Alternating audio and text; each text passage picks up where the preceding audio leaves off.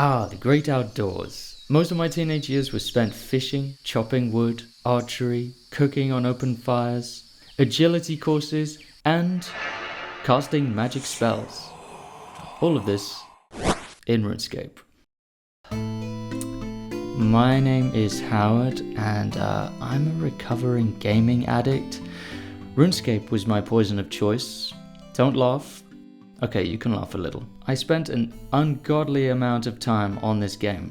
Most of my teenage years were spent leveling up magic on the family living room PC, trying to unlock the ancient magic spellbook so that I could ice barrage noobs in Castle Wars. One time I envisioned the perfect job for myself would be working at one of these car park security barriers because I could just play RuneScape all night and occasionally buzz people in. If I hadn't got involved in Newgrounds, my life would probably look a whole lot different. Through gaming, I got into Newgrounds, where there were a lot of indie games, and I started to realize that these games and animations were made by people. People like me, on their home computers, sometimes drawn with a mouse, the very software that is installed on computers in my school. And this is what set me off on the path to creating games and animation. So instead of just playing games, I was making games, and with that, I started making animations. So it got to the point where every spare minute I was dedicating to making animations on Macromedia Flash. I didn't exactly beat my addiction, I just switched it out for another. But this addiction was an act of creation that bore fruits, and those fruits could be enjoyed by others. Games are addictive by design. It is an intentional feature of most games to keep you coming back for more. They take advantage of dopamine in your brain. And game designers know this, and they design games around it. You don't necessarily need to be enjoying a game to be addicted to it. You see, dopamine starts to fire in the mind not when you receive a reward, but when you expect to receive a reward.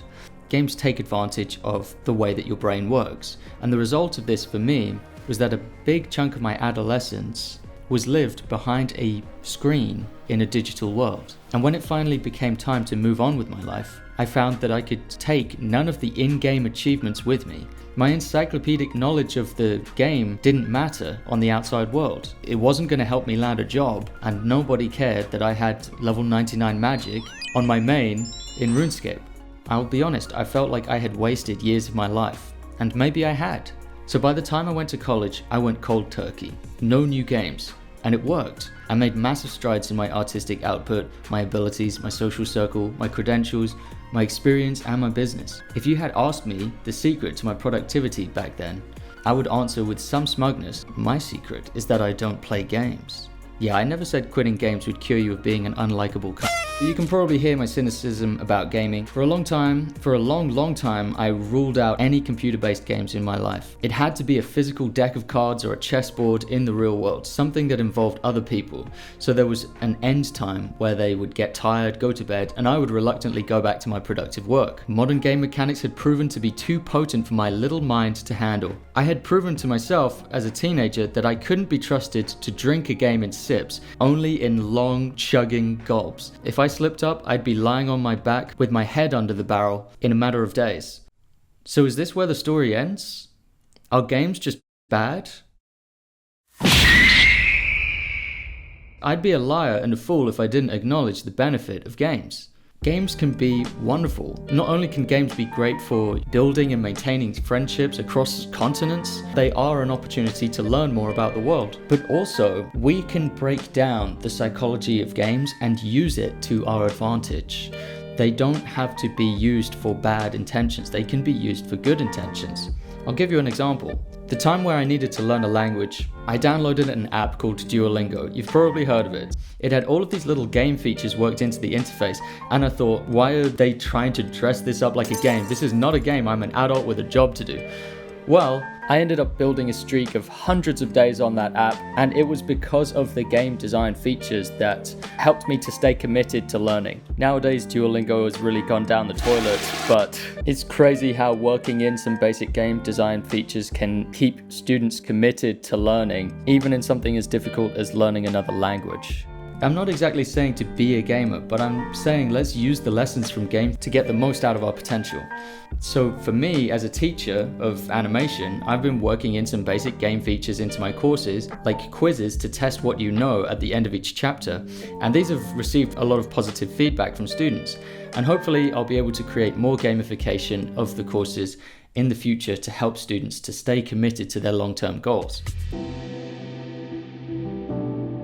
If I chose to have the right outlook on those lost years, I would be able to see the very valuable lessons that are right there. Some benefits of gaming can be brain training. This becomes especially important when we get older. Maintaining long-distance friendships, learning without it feeling like a chore, setting up a reward system for ourselves, something to look forward to at the end of the day or at the end of the week that motivates us to do the hard work. A lot of people will say they play games to relax. Some games have genuinely inspiring artwork and stories that can inspire us as filmmakers or as artists. I know that there are a lot of series adaptations out there that have been tremendously successful commercially and creatively. I mean, damn, video game adaptations are basically their own niche economy. And it's also just a fun hobby. Not everything in your life needs to serve some kind of greater purpose. Some things can just be a reason in themselves. We can't always choose what interests us. If we are interested in a game, that's just the way it is.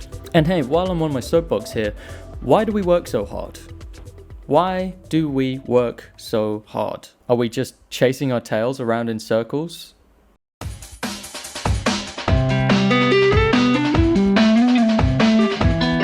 I also really respect the medium of game design now. If you think about it, it's kind of like movies, but a whole extra dimension, because within games you can have agency over what you do. And so that's just an endlessly interesting topic to me. There was a point in my earlier life where I faced a crossroads, where I could have gone into game design, but I instead went into animating and filmmaking. But I think my life could have been equally as interesting and rewarding if I had gone down the path of game design. And now that I've gained some perspective on the whole thing, I have a lot more respect for games than when I was just getting out of my addiction to games. So with this new perspective, I guess what it really comes down to is that there's nothing inherently wrong with most games. I could see it as a skill issue. I had a problem with self-control. I was younger, and at that age, I guess I hadn't mastered myself, and that's why gaming became an addiction to me. And so I'm always going to keep them at arm's length, but that doesn't mean I can't appreciate the medium of game design, the utility of games, and the masses of artwork and culture that has come in through games. What's your relationship with games? I'd be interested to know. Leave a comment down below. Has anything I said about my experience with gaming and how it affected my productivity, is this anything you can relate to, or do you have any other insights you'd like to give me?